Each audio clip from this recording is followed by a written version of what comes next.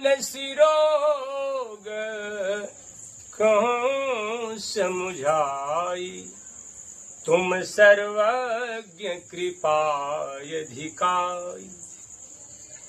मन से उत्पन्न होने वाला रोग क्या है? मन से उत्पन्न होने वाला रोग क्या है?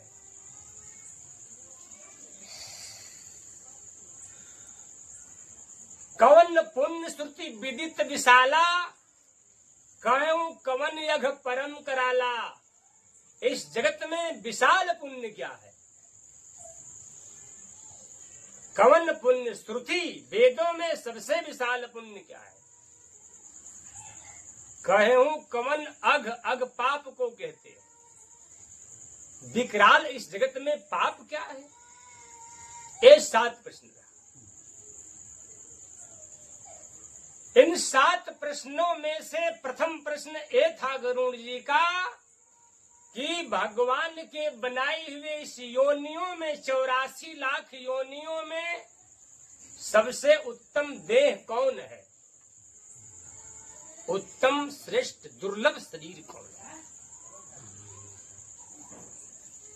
गरुड़ जी ने इस प्रकार का जब प्रश्न किया तो उस समय कागभूषुंडी जी ने उत्तर दिया, हे बैनते, हे विंतानंदन, हे गरुड़ जी, नरतन सम नहीं कौनो देहि, जीव चराचर जाचत जेहि। मनुष्य के शरीर के समान इस जगत में कोई भी शरीर नहीं है। मनुष्य के शरीर के समान इस जगत में कोई भी शरीर नहीं। बस संक्षेप में ही पूछे थे और संक्षेप में उत्तर दे दिया कि मनुष्य के शरीर देह के समान कोई देह नहीं। बस इतना। अब क्यों, आखिर क्यों कि मनुष्य के शरीर के समान कोई शरीर नहीं? इसमें क्या विशेषता है? क्या रहस्य है इस जीवन में? इस रहस्य को कैसे जाना जाए कि मनुष्य का शरीर सबसे उत्तम है, सबसे श्रेष्ठ? तो इसके बारे में भगवान श्री रामचंद्र जी ने भी बताया है कि बड़े भाग्य मानुष तन पावा, सुर दुर्लभ सद्ग्रंथ निगावा, साधन धाम मोक्ष कर द्वारा, जे न पाय परलोक संवारा। ये शरीर मनुष्य का बड़े भाग्य से मिलता है। जो बात कागभूषुंडी जी ने गरुड़ से बताया, वहीं रामचंद्र जी ने अपने प्रजाजनों से, देवताओं से बताया। मैं ये बताना चाहता हूं कि जब मनुष्य का शरीर दुर्लभ है तो क्यों, क्या इसमें उद्देश्य है, क्या कारण है इसमें? तो गोस्वामी जी के लेखनी में इसको लिख दिया गया कि प्रभु ने क्या बताया मनुष्य के जीवन के। साधन धाम, साधन करने, साधन करने के लिए भगवान ने आपको एक मनुष्य का तन प्रदान किया है। इस मनुष्य के तन में बहुत सी विशेषताएं हैं, बहुत बड़ा इसके अंदर रहस्य है। साधन के लिए आपको मिला है। साधन का मतलब आप लोग समझ रहे हैं। अगर प्यास लगी हो या आप लोगों को प्यास लगी, पानी नहीं है आपके पास में, तो पानी को पीने के लिए आप क्या करेंगे? साधन की व्यवस्था करें। क्या बिना कुआं का जल आप पी सकते हैं? नहीं। क्या बिना, अगर कुआं भी मिल जाए तो क्या बिना रस्सी, बिना पात्र, बिना रस्सी, बिना पात्र का आप कुएं से जल निकाल सकते? नहीं। तो जैसे प्यास लगी हो, प्यास को बुझाने के लिए आपको साधन की आवश्यकता है। पहले तो कुआं चाहिए। कुआं प्राप्त हो जाने के बाद दूसरा साधन आपको पात्र चाहिए। पात्र अर्थात बाल्टी आदि बहुत सा तेरे नाम हैं।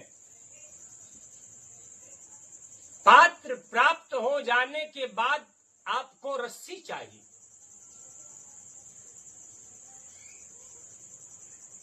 कुआं प्राप्त होने के बाद, पात्र प्राप्त होने के बाद, रस्सी प्राप्त होने के बाद इन तीनों को एकाकार किया जाता है। अर्थात तीनों को, रस्सी को, पात्र को, कुएं को एक में पिरोया जाता है।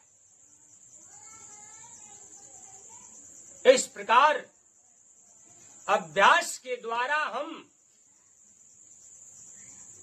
कुएं के अंदर से जल को निकाल करके अपनी प्यास बुझाते हैं। अगर साधन नहीं होता तो क्या आपकी प्यास बुझती? नहीं।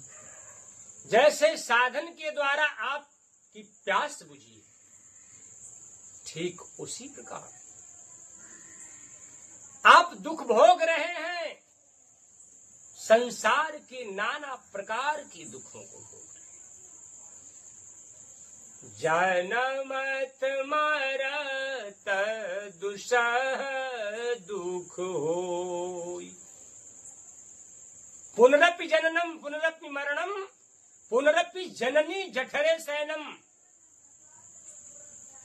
जन्मने में और मरने में जीव को जो दुख होता है उसको वाणी से व्यक्त नहीं किया जा सकता। अपने बुद्धि के द्वारा संतों ने, वेदों ने कुछ अनुभव करके बताया कि 100 बिच्छू के डंक मारने का जो पीड़ा होता है उतना ही पीड़ा जन्म लेते समय भी और मरते समय भी।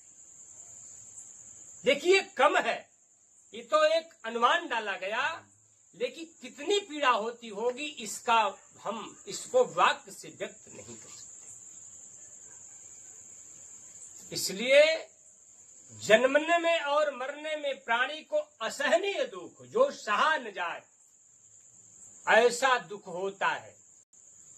तो जैसे साधन के द्वारा आपकी प्यास बुझी है, उसी प्रकार अगर जन्म और मृत्यु के इस चक्र से, दुख से अगर आपको बचना हो, उन परमानंद का सुख प्राप्त करना हो, शांति अगर प्राप्त करना हो, जीवन में सुख प्राप्त करना हो, तो आपको साधन करना पड़ेगा। आपको साधन करना पड़ेगा। बिना साधन का आपको सुख नहीं मिलेगा। जैसे बिना साधन का प्यास नहीं बुझता, वैसे बिना साधन का सुख नहीं मिलेगा। सुख चाहे मूढ़न धर्म रता, मति थोरी कठोर न कोमलता।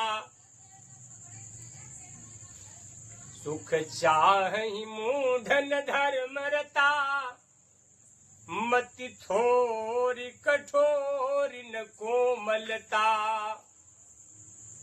नर पीड़ित रोग न भोग कहीं, अभिमान विरोध य कारण ही। नर पीड़ित रोग न भोग कहीं, अभिमान विरोध य कारण। प्राणी दुखों से पीड़ित है। नर पीड़ित रोग से पीड़ित है। अनेकों प्रकार के रोग मनुष्य के शरीर में भरे पड़े हैं। शारीरिक, मानसिक, बौद्धिक बहुत सा तेरे दुख शरीर में भरे पड़े। शरीर से उत्पन्न होने वाला दुख, मन से उत्पन्न होने वाला बुद्धि के द्वारा उत्पन्न होने वाला दुख, इस शरीर में अनेकों भरे पड़े। नर पीड़ित रोग न भोग कहीं, भोग नाम का चीज उसके जीवन में नहीं। अच्छा, रोगी मरणासन पर पड़ा हो, शरीर में पीड़ा हो, पेट में दर्द हो या शरीर में कोई पीड़ा हो, अगर उसे गुल जामुन दिया जाए या रसगुल्ला दिया जाए तो क्या उसका आनंद आएगा? नहीं। शरीर में पीड़ा हो, पेट में दर्द हो, मरणासन पर पड़ा हो, कराह रहा हो, आह की आवाज मुख से आ रही हो और उस समय उसको लड्डू या रसगुल्ला या छेना आदि मिष्ठान दिया जाए तो क्या उसका आनंद उसे मिल सकता है? सुख मिल सकता है? कदापि नहीं। वैसे ही मनुष्य के शरीर में अनेकों प्रकार के दुख भरे पड़े हैं। नर पीड़ित रोग न भोग कहीं। अनेकों प्रकार के रोगों से मानव पीड़ित है। ओ संसार का न तो ठीक से घर का सुख भोग सकता, न तो माता पिता का सुख भोग सकता, और न पत्नी का सुख भोग सकता, न मित्र और सगे संबंधियों का सुख नहीं भोग सकता। कैसे? उदाहरण बताते। क्रोध एक रोग है, ममता एक रोग है, स्पृहा एक रोग है, घृणा एक रोग है, जलन एक रोग है। लेकिन इन रोगों में से अगर आपके अंदर कोई एक रोग, क्रोध का रोग अगर हो गया तो क्या आप सुख भोग सकते हैं? आपकी शादी हुई, आपकी दुल्हन आ गई घर पर, क्रोध नियंत्रण में नहीं, कल आपने किसी के सर पर लाठी मार दिया, सर फट गया, बहुत सारे प्रशासन आ गए, जेलर आदि सब लोग आ गए, हथकड़ी बेड़ी लगी, चले गए, मिला सुख? नहीं। क्यों सुख नहीं? क्रोध रूपी रोग के कारण आपने स्त्री का सुख अभी दुल्हन घर पर आई, आनंद लेने का समय, सुख भोगने का समय आया, अब जेल काट रहे हो। क्यों? इस रोग से आप इस सुख को भी नहीं भोग पाए। ये है संतों का वाक्य, अद्भुत वाक्य। गोस्वामी जी ने कहा कि नर पीड़ित रोग न भोग कहीं। पर मनुष्य जो है, प्राणी जो है, नाना प्रकार के रोगों से, शारीरिक मानसिक आदि रोगों से परेशान है। ऐसे स्थिति में न तो घर का सुख भोग सकता, न स्त्री का सुख भोग सकता, न माता पिता का सुख भोग। अब तो माता पिता की सेवा करने का अवसर आया था, लेकिन माता पिता के सुख से भी वंचित रहा, पत्नी के सुख से भी वंचित रहा, सगे संबंधियों के सुख से वंचित रहा। अब काल कोठरी में जाकर अंधेरे में पड़ा हुआ है। जाकर काल कोठरी में सुख मिला। क्यों? क्योंकि क्रोध रूपी रोग से परेशान है। ऐसे ऐसे कितने रोग, ममता का रोग, घृणा का रोग, वासना का रोग आप सबके शरीरों में भरे पड़े हैं। अर्थात आप सब लोग इस रोग से बचने का प्रबंध करें। कैसे बचेंगे आप? कोई उपाय जगत में है? ऐसा कोई डॉक्टर है जो आपको बचा ले? इस संसार में ऐसा कोई डॉक्टर है जो आपको बचा ले इन रोगों से? कौन? सद्गुरु बचन वैद विश्वासा। सद्गुरु बचन वैद। सद्गुरु का जो वचन है एक वैद्य के समान है। इस संसार में ऐसे कोई डॉक्टर नहीं, आज संसार में कोई ऐसा डॉक्टर नहीं जो इन रोगों से आपको मुक्ति दिला सकता है, केवल 10 दिन के लिए, 1 महीना के लिए, साल भर के लिए, लेकिन सदा सर्वदा के लिए आपको मुक्ति नहीं दे सकता। लेकिन सदगुरु रूपी वैद्य जिस आत्मा को मिल जाए, जिस मनुष्य को मिल जाए, उसके जन्म जन्मांतर के ही मूल, जो दुखों का मूल है, वही कट जाएगा। इसलिए अगर दुखों से निवृत्ति चाहिए तो सद्गुरु बचन वेद विश्वासा, संयम यह न विषय के आशा। सदगुरु के वचनों पर अगर विश्वास हो और विषय की आकांक्षा अगर न हो, सदगुरु के वाक्य पर विश्वास हो, अगर मन में कोई विषय की कामना नहीं, तो आपका कल्याण है, आपका कल्याण। इस प्रकार से काकभूषुंडी जी ने जो बताया मनुष्य के जीवन के लिए कि मानव का तन दुर्लभ है, साधन के लिए मिला है मैंने बिंदु पर जहां से मैंने चला था, साधन के लिए मिला है मनुष्य का जीवन।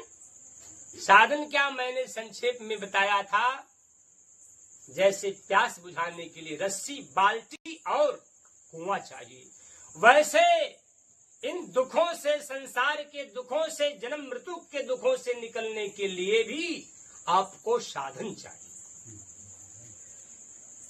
पहला साधन तो आपको ईश्वर ने दे दिया। ये बताइए कि शरीर ही अगर नहीं होती तो कुएं के पास जाता कौन? दूसरी बात, शरीर ही नहीं होती तो प्यास लगती कहां? शरीर ही अगर नहीं होती तो प्यास लगती कहां? शरीर मिला तो प्यास भी, शरीर मिला तो प्यास लगना स्वाभाविक है। प्यास लगा कुआं के पास, तो पहला साधन आपका शरीर है। इस शरीर को जैसे आपने कुएं आदि साधन से अपना प्यास बुझाए, लेकिन आत्मा जो संसार के विषय वासनाओं से, कामनाओं से जो जल रहा है जन्म मृत्यु की चक्र में, इस आत्मा को मुक्त करने के लिए, सुख प्रदान करने के लिए आपको कौन सा साधन करना पड़ेगा? तो पहला साधन नर्तन समनय कौनो दे। मनुष्य का शरीर एक साधन, जो न तरे भव सागर नर समाज अस्पाए। मनुष्य का शरीर पाने के बाद अगर जो संसार सागर को पार नहीं किया तो भगवान कहते हैं कि वो बड़ा मूर्ख है। इसलिए मनुष्य का तन पाने के बाद संसार सागर को पार करने का अभ्यास करें। मनुष्य का शरीर भी एक साधन की व्यवस्था है, लेकिन इतना जान लेने से काम चल नहीं सकता, क्योंकि उसमें अभी पात्र, बाल्टी, जैसे बाल्टी की आवश्यकता थी, उसी प्रकार मनुष्य का शरीर मिल गया तो इसमें और व्यवस्था चाहिए, गुरु चाहिए। मनुष्य का तन मिला तो इसके बाद गुरु चाहिए। गुरु अगर मिल गए तो आपको साधन बताएं। कौन सा साधन बताएंगे? दृष्टिपूतम नसेद पादम वस्त्रपूतम जलम पिबेत, शास्त्रपूतम वदेन वाक्यम मनसा पूतम समाचर। बेटा साधन बताए। पहला साधन मनुष्य का तन, दूसरा साधन गुरु, तीसरा साधन गुरुदेव कहेंगे तात पुत्र सुनो। दृष्टिपूतम नसेद पादम, पृथ्वी